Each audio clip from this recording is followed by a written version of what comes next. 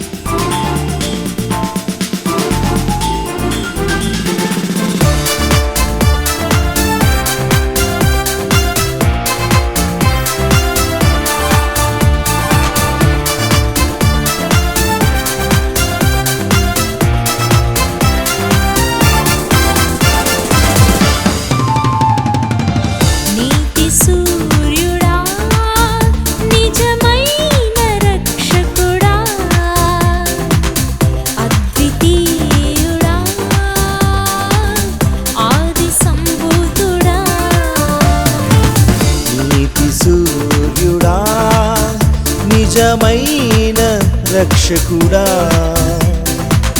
అద్వితీయుడా,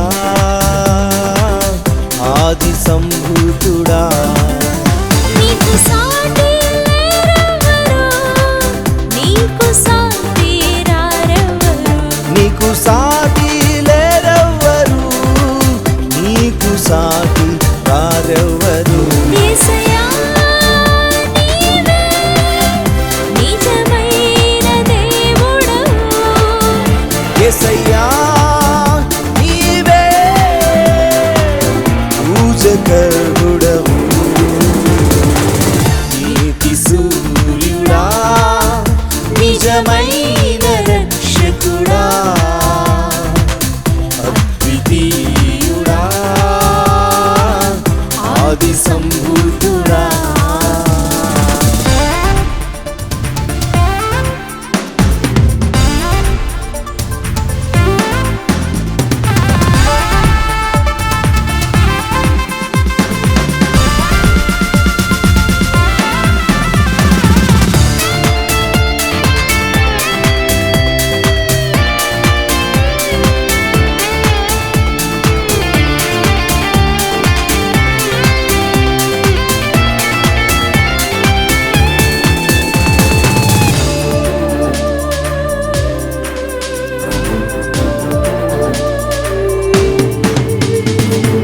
పాపములో నుండి మనిషిని విడుదల చేసిన రక్షకుడా,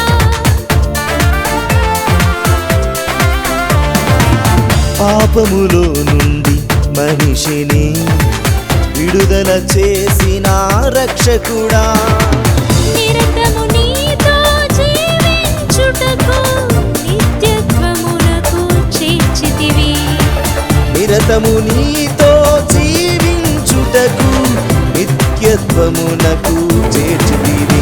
యేసయ్యా నీవే నిజమైన దేవుడవు, యేసయ్యా నీవే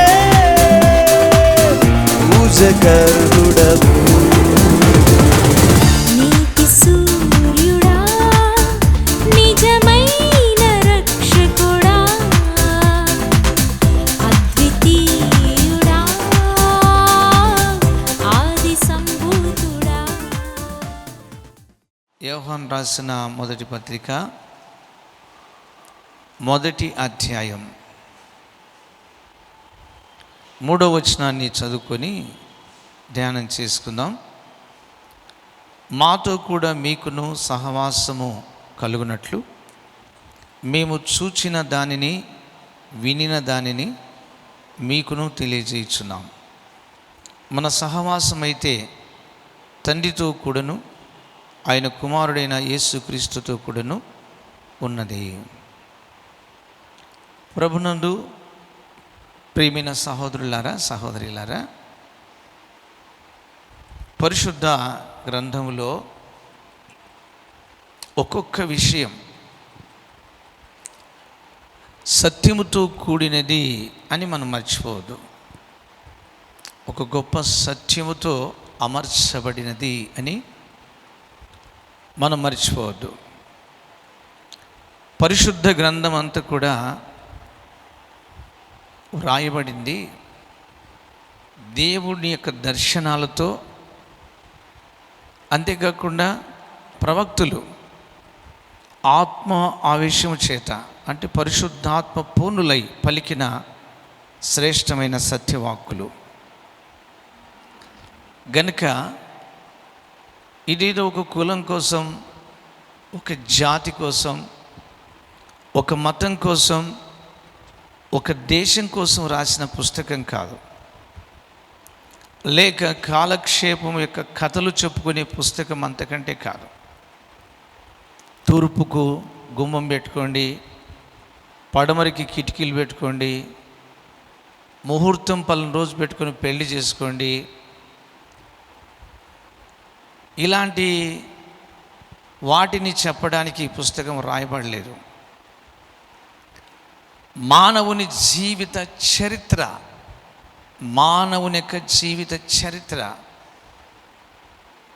ఒక అమూల్యమైన చరిత్రగా భూమి మీద రూపుదిద్దబడి, రూపాంతరపరచబడి, తలవంపులు లేని జీవితం మానవుడు జీవించడానికే దేవుడు తన అమూల్యమైన ప్రేమ చేత వ్రాయించిన గ్రంథమే పరిశుద్ధ గ్రంథం.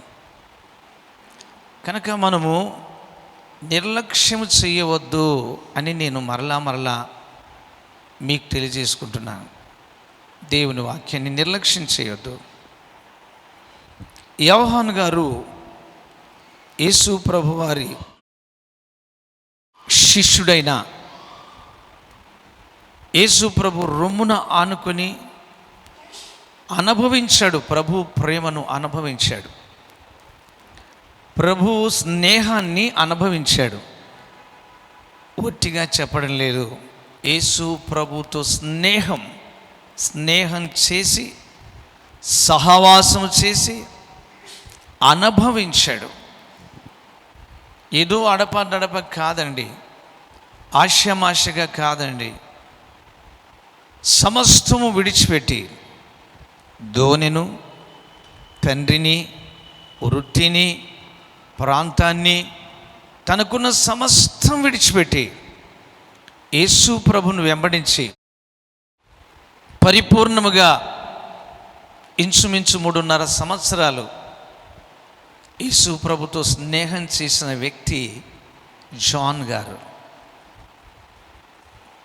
పూర్ణముగా స్నేహం చేసిన వ్యక్తి. ఏనాడు యేసు ప్రభును సందేహాలతో మాట్లాడిన వ్యక్తి కాదు.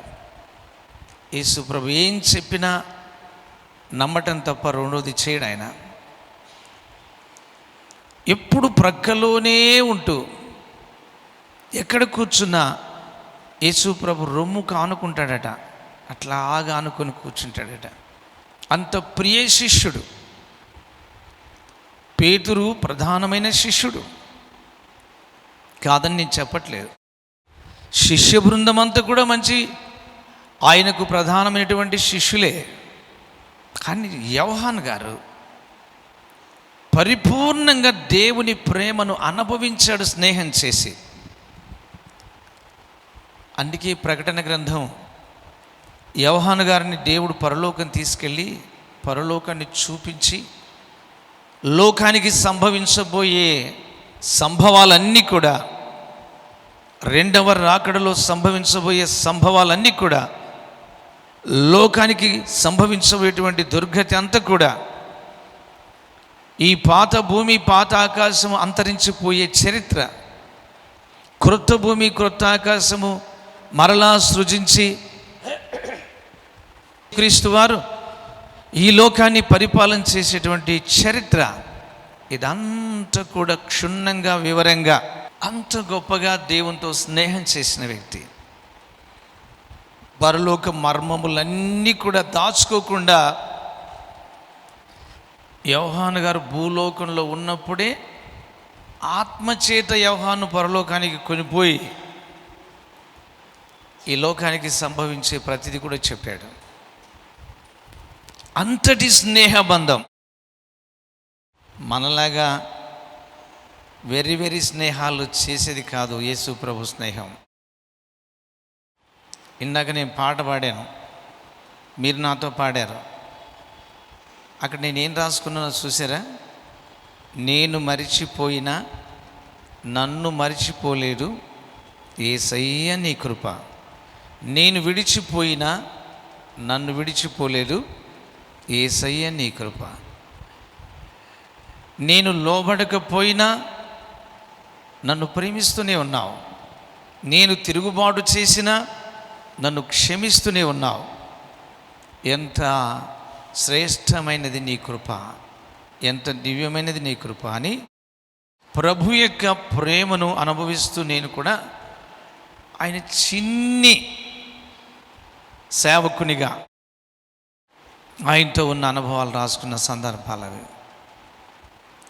ఇప్పుడు యోహాను అంటున్నాడు, దేవుణ్ణి నమ్ముకున్న దేవుని పిల్లలతో యోహాను అంటున్నాడు, మాతో కూడా మీకు సహవాసము కలుగునట్లు మేము దేనినైతే చూచితిమో దేనినైతే విన్నామో అది మాత్రమే మీకు తెలియజేస్తున్నాం. మేము అబద్ధాన్ని మీకు చెప్పడం లేదు, మేము చూడని దానిని మీకు చెప్పడం లేదు, మేము వినని దానిని మీకు చెప్పడం లేదు.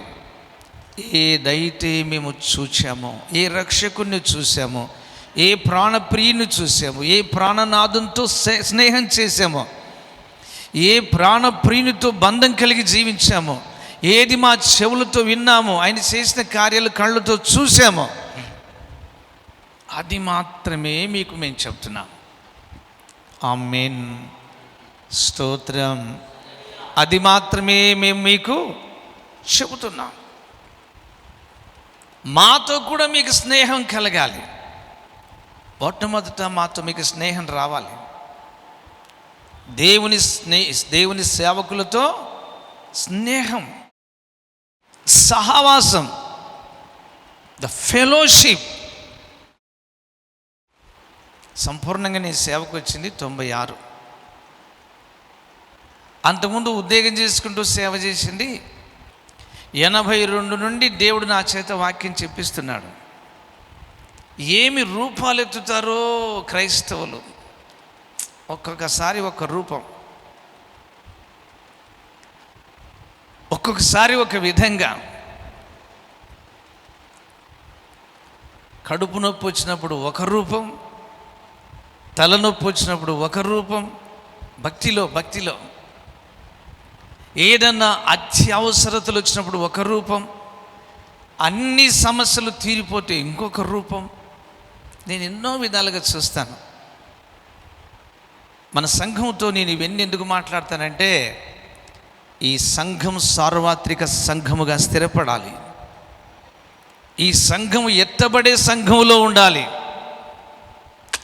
నేను కారు లాటరీ పెట్టి సంఘాన్ని నడిపించుకుంటే ఏదో 4 మాటలు, ఒక 2 జోకులు, 4 మాటలు మీకు చెప్పేసి, ఏం కిరణ్ స్పాన్సర్ మర్చిపోయావా, ఏం ప్రకాష్ అన్న స్పాన్సర్ చేయవా, ఏమన్నా సమయలన్నా, ఏమన్నా యాకోబన్నా టీవీ స్పాన్సర్ చేయరా, ఏమక్క మీరు టీవీ స్పాన్సర్ చేయరా, వాళ్ళని పట్టుకరారా, వీళ్ళని పట్టుకరా, మీకు విఐపి చైర్స్ ముందరేసి మీకు కార్డ్స్ ఇచ్చి ఏదో చేస్తాను. ఈ సంఘము ఏదో కొద్ది రోజుల్లో గబామని డబ్బు ఉంటే డబ్బు చేత కొద్ది రోజుల్లో కట్టబడి ప్రపంచానికి చెప్పుకున్న సంఘం కాదు ఇది.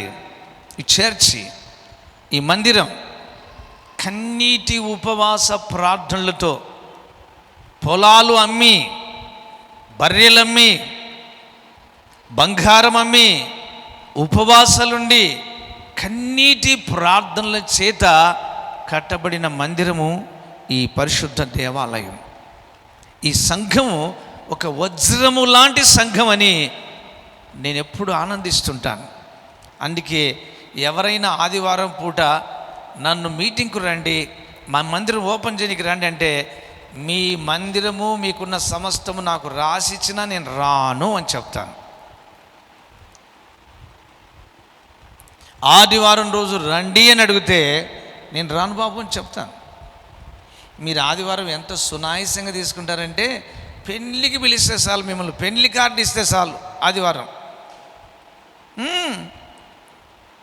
వెళ్ళటమే. ఆదివారం రుచి నీకు తెలిస్తే కదా, ఆదివారపు ఆశీర్వాదాలు తెలిస్తే కదా, ఆదివారం యొక్క పరిశుద్ధత తెలిస్తే కదా. చాలా సత్యాలు ఉన్నాయి. అందుకే నా ఆశ ఏంటంటే, మీలో అప్పుడప్పుడు నా మీద కొంతమంది బాధపడినా బోధకు కరెక్ట్గా మీరు తల వంచితే, సార్వత్రిక సంఘ బిడ్డలుగా ఎత్తబడితే అందరం ఆయన రాజ్యంలో ఉంటాము. అది నా సంతోషం. కొట్టండి కొట్టండి, అరాకొర కాకుండా చప్పట్లు కొట్టండి. ఎన్నో వింటా ఉంటా నేను. ఎవరో ఒక ఆయన కారు ఒకటి ఎవరో గిఫ్ట్ ఇచ్చారంట సంఘానికి. ఆ కారును లాటరీ పెట్టాడంట ఆయన. లాటరీ పెట్టి ఆ డబ్బును బాగా సేవ్ చేసి దేవుని పని కోసం వాడుతున్నానని చెప్పాడు. నేను మళ్ళీ చెబుతున్నా, నా విషయం గ్రేట్ కాదు, సంఘం గ్రేట్. ఇది కన్నీటి ఉపవాస ప్రార్థనలతో దేవుని సన్నిధిలో నలిగిపోయి నలిగి బురద నీళ్ళలో ప్రార్థన చేసి, ఆ ప్రార్థన కృపా వరముల చేతనే, దేవుని దీవెనల చేతనే కట్టబడింది. కనుక మనం ఎక్కడున్నా ఒకే రూపంలో ఉండాలి. ఆమేన్ చెప్పండి. ఎక్కడున్నా ఒకేలాగుండాలి. ఎక్కడైనా ఉండండి, ఒకేలాగుండాలి. ఈరోజు ఒక అమ్మాయి అంటే చిన్న అమ్మాయి అని మీరు అనుకోవద్దు. పెళ్ళయింది, పిల్లలు పుట్టారు, భర్త చచ్చిపోయారు, చాలా రోజులు అయింది, ఉంటాయి సుమారుగా 35 ఏళ్ళు 40 లోపల.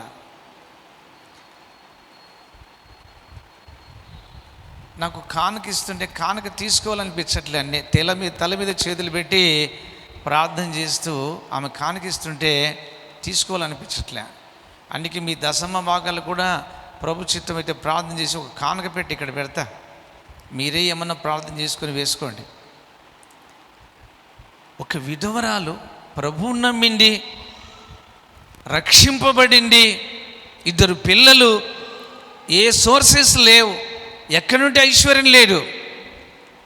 దేవుని సంఘానికి సాక్షిగా ఎలా ఉండాలి చెప్పండి. గోరంటాకు చేతులకు అల్లేసింది. నాకు ఆ చేతులతో కానుక తీసుకోవాలంటే సిగ్గనిపిస్తుంది. ఒక విధవరాలు, దేవుని నమ్మిన బిడ్డ. నేను కొన్ని చూసి చూడనట్టుంటారని మీరు అనుకుంటారు కదా. సీసీ కెమెరా కంటే నా కళ్ళు ఇంకా బాగా పనిచేస్తాయి.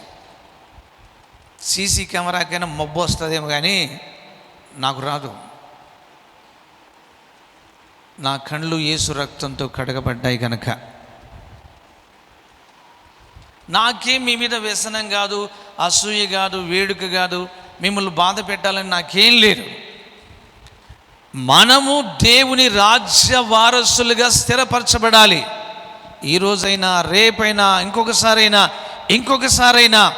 100 ఏళ్ల జీవితంలో ప్రభు ఎప్పుడు పిలిస్తే అప్పుడు ఆయన రాజ్యములో అడుగుపెట్టే పిల్లలుగా మనం బ్రతకాలి. దాని కొరకే నేను మీకు చెప్తుంటా. లోక స్నేహం వేరు, దేవునితో స్నేహము వేరు. యాకోబు పత్రికలో ఒక మాట అంటాడు, అది చదివిస్తే బాగుంటుందా బాగుండదా ఎలా ఉంటుంది ప్రభువా, మళ్ళీ వీళ్ళు ఏమైనా బాధపడతారా, ఏమో చదివిద్దాంలే, అడ్జస్ట్ కండి, అర్థం చేసుకోండి, నాది కాదు వాక్యం దేవుంది. 4వ అధ్యాయము యాకోబు పత్రిక 4వ వచనంలో, వ్యభిచారిణులారా, ఈలోక స్నేహము దేవునితో వైర్యమని మీరు ఎరగరా? కాబట్టి ఎవడు ఈ లోకముతో స్నేహము చేయగోరునో వాడు దేవునికి శత్రువగును. ఈ లోకముతో స్నేహం చేసేవాడు దేవునికి శత్రువు అవుతాడు. యేసుక్రీస్తు ప్రభు తండ్రి, అన్నయ్య, రక్షకుడు, మంచి స్నేహితుడు. యోహాను సువార్త 15వ అధ్యాయంలో చెప్పాడు తన శిష్యులతో, ఇక నుండి మిమ్ములను శిష్యులని పిలవక నా స్నేహితులని పిలుచుచున్నాను. స్తోత్రం, స్తోత్రం. ఏంటండి ఆలోచిస్తున్నారా తల్లి, అయ్యలారా ఆలోచిస్తున్నారా? ఒక మనిషితో ఒక మనిషి స్నేహం చేయాలంటే స్టేటస్ చూసుకుంటారు. దరిద్రులతో ఐశ్వర్యవంతులు స్నేహం చేయరు, పామరులతో పండితులు స్నేహం చేయరు, అడుక తినే వాళ్ళతో ఐశ్వర్యవంతులు స్నేహం చేయరు, కులం తక్కువ వాళ్ళతో కులం ఎక్కువ వాళ్ళు స్నేహం చేయరు. లోకరీతిగా చెప్తున్నాను. ఒక స్నేహం చేయాలి అంటే దానికి ఒక స్టేటస్ తీసుకుంటారు. రాజులకే రాజు, ప్రభువులకే ప్రభు, దేవతలకే దేవుడు, సృష్టికర్త, రక్షణకర్త, ఆదరణకర్త, ఆలోచనకర్త అయిన దేవుడు ఇంత గొప్ప రక్షకుడు మనకు స్నేహాన్ని ఇస్తున్నాడు. ఆయన కుమారుడైన యేసుక్రీస్తుతో కూడాను, తండ్రి అయిన దేవునితో కూడాను మనము సహవాసం కలిగి ఉండాలి అని చెబుతున్నాడు. ఎందుకు? దేనికి కారణం? ఎందుకు ఆయనతో స్నేహం చేయాలి? ఏమొస్తుంది ఆయనతో స్నేహం చేస్తే?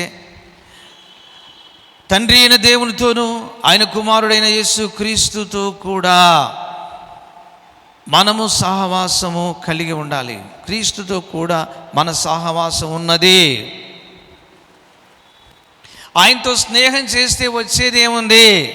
నష్టం ఉందా, లాభం ఉందా? బాగుంది, వాక్యం చాలా బాగుంది. లోకంతో స్నేహం చేస్తే ఎంజాయ్ ఎంజాయ్ ఎంజాయ్.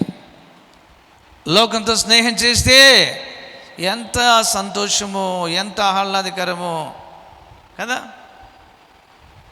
యేసు ప్రభుతో స్నేహం చేస్తే వెరీ కండిషన్. ఓ సినిమాలు చూడొద్దు అంటాడు, దొంగతనాలు చేయొద్దు అంటాడు, అబద్ధాలు చెప్పొద్దు అంటాడు, పొరుగు అని సొమ్ము దేన్ని ఆశించొద్దు అంటాడు, వడ్డీ వ్యాపారాలు చేయొద్దు అంటాడు, నిన్ను వల్లే నీ పొరుగు వారిని ప్రేమించు అంటాడు, కుడి చెంప కొడితే ఎడమ చెంప తిప్పు అంటాడు, అనార్థమైన అబద్ధ సాక్ష్యాలు చెప్పొద్దు అంటాడు. యేసు ప్రభుతో స్నేహం చేస్తే నష్టమా, లాభమా? ఏముంది చెప్పండి? గాజులు వేసుకోకూడదు, బొట్టు పెట్టుకోకూడదు, చిలిపి పనులు చేయకూడదు, కొండెములు స్త్రీలు చెప్పకూడదు. అకార్డింగ్ టు బైబిల్ కొండెములు చెప్పే స్త్రీగా ఉండకూడదు, ప్రార్థించే స్త్రీగా ఉండాలి, భర్తకు అన్ని విషయాల్లో లోబడాలి, పిల్లలను చక్కగా పాలించేటువంటి తల్లిగా ఉండాలి, తండ్రిగా ఉండాలి, అబద్ధం ఆడకూడదు. యేసు ప్రభుతో స్నేహం చేస్తే నష్టపోతామా, లాభం వస్తుందా? చెప్పండి. ఏమైపోతాం? నష్టమే. కష్టము నష్టం రెండు ఉంటాయా? ఉంటాయి. పౌలు అందుకే అన్నాడు, క్రీస్తును, ఫిలిప్పీ పత్రికలో గుర్తుపెట్టుకోండి, తర్వాత రెఫరెన్స్ చదువుకోండి. క్రీస్తును నేను కలిగి ఉండడానికి, ఆయన పునరుద్ధానంలో పాలివాడను కావడానికి, ఆయన శ్రమలలో అనుభవం ఏమిటో తెలుసుకోవడానికి సమస్తమును నష్టపరుచుకొని పెంట కుప్పతో సమానముగా ఎంచుకొంటిని. నష్టపరుచుకొని పెంట కుప్పతో సమానముగా ఎంచుకొంటిని. అసలు ఏది నష్టం, ఏది లాభం? పనికి మాలినవన్నీ వదిలిపెట్టడం నష్టమే. అవన్నీ లాభం కాదు, అవన్నీ వదిలేసేయడమే. నష్టపరుచుకోవాలి అవన్నీ క్రీస్తును సంపాదించుకునే కొరకు. తల్లులారా, సోదరులారా, నీ జీవితములో అసలైన సిసలైన స్నేహం ఇక్కడ దాగి ఉంది. అద్భుతమైన స్నేహం దాగి ఉంది.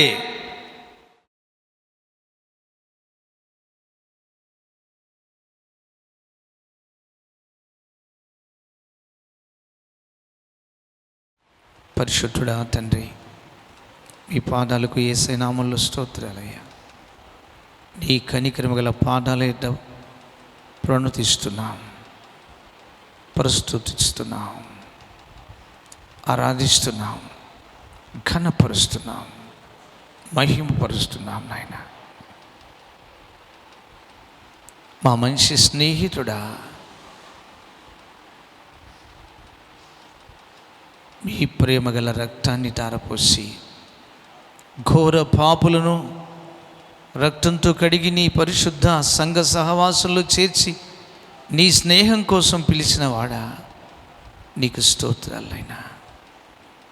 అబ్రహాం ఇంటికి చేరవచ్చి తరతరాల నాటి కూరుకుపోయిన శాప పాపాలన్నీ తొలగించి అబ్రహాం ఇంట్లో దుఃఖాన్ని తొలగించి ఆనందాన్ని కలుగజేసి ఆ ఇంటికి స్నేహితుడవయ్యావా తండ్రి. అబ్రహాముకు స్నేహితుడవయ్యావా. నా స్నేహితుడైన అబ్రహాము సంతానమా, నా ప్రభు, నన్ను కూడా అలాగే పిలుస్తావు కదా నాయన. మా ఒక్కొక్కరిని అలాగే పిలుస్తావు కదా. మేమంతా నీ పిల్లలమే కదు నాయనా. అబ్రహామంత భక్తులు మేము కాదు, కానీ నీ కృపను బట్టి నీ పిల్లలమే కదు నాయనా. ప్రతి తల్లి, ప్రతి సహోదరుడు, ప్రతి చెల్లి, ప్రతి యవన బిడ్డ నీతో స్నేహం చేసి గొప్ప జయ జీవిత అనుభవాలలో సాగిపోటకు నూరేళ్ళు ఆనందకరమైన, ఆశీర్వాదకరమైన, ఆరోగ్యకరమైన నీ రెక్కల కింద వర్ధిల్లుటకు నీ స్నేహములో మమ్మల్ని స్థిరపరచుమని యేసయ్య పేరిట వేడుచున్నాం పరమ తండ్రి. ఆమేన్.